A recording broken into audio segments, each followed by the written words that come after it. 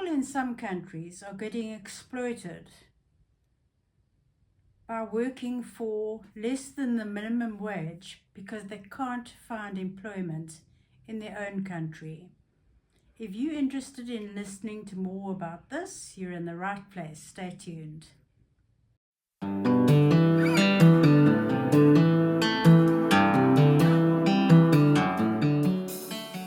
Hello YouTube friends, big welcome back to my channel, and if there's anyone new, a big welcome to you. My name is Rose and I talk about all sorts of things on my channel, things that have happened in my life and are happening, and things of interest that I think may interest you. So I do hope you enjoy this video. It's on a more serious subject today than normal, but I feel this should be spoken about. It's very difficult to find employment in South Africa, and it probably is in a lot of other countries too, but I'm talking personally about what I know.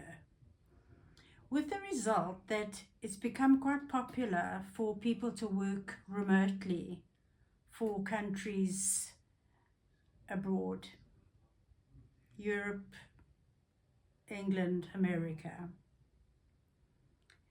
Now, South Africa has a very weak currency. As an example, £1 will buy you 24 South African rand. So when offering people positions, I think the fact that they know we're multiplying it by 24 makes it sound like a good salary, which is not the case. But if you haven't got a job at all and you really need one, well, then really you're in a position where you just have to take what you're offered.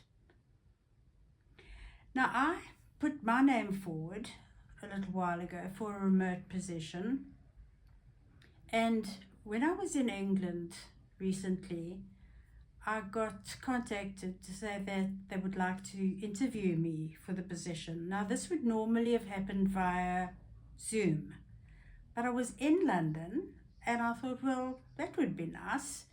Their offices were in Canary Wharf. I'd go down and see them. We could meet personally and I'd have my interview, which I did. Now, I'm an accountant and the position was as receptionist. It was to answer the phone from South Africa for a large group of professional people,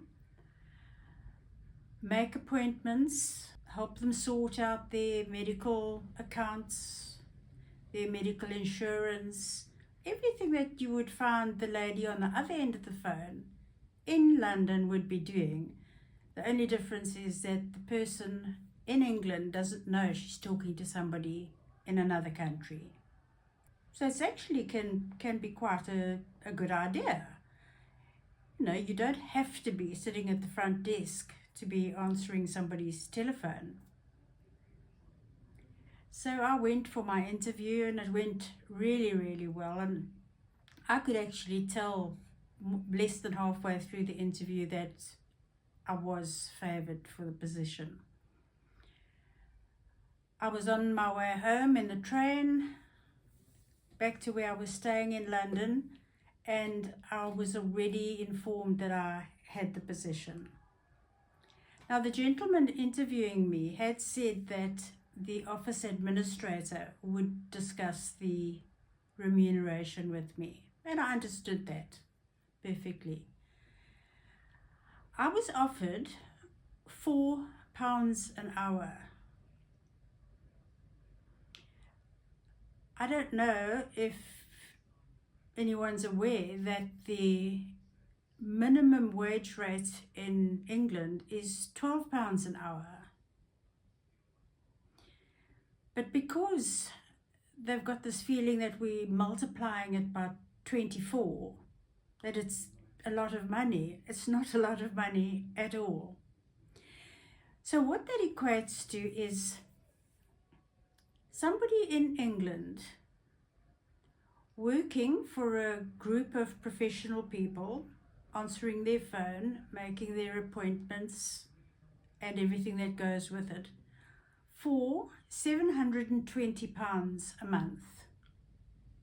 That's a quarter of the minimum wage rate. They wouldn't get anyone to work for £720 a month anyway. I think the minimum rate would be about £2,000 a month.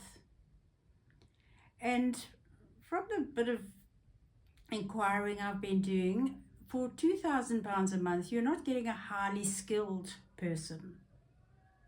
You're getting probably a beginner, a younger person who's just starting out.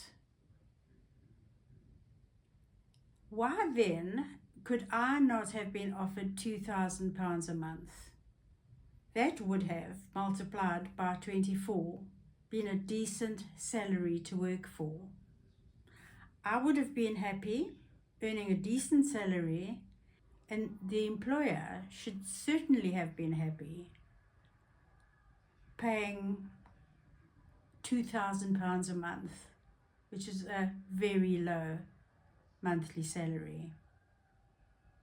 This is for a full-time 8-hour day.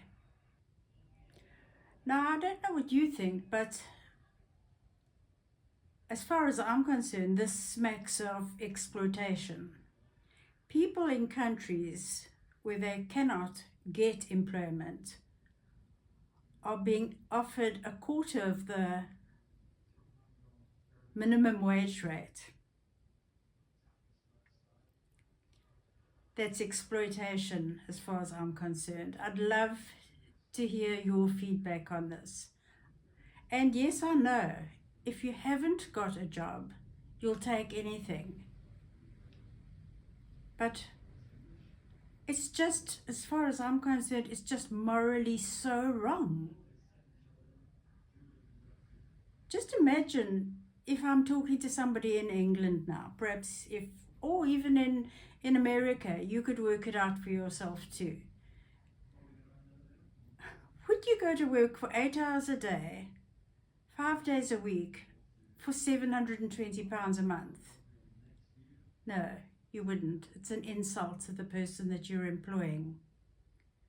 And something I just wanted to talk about today, and I'm really interested to know what you think and to get some feedback. I look forward to your comments on this.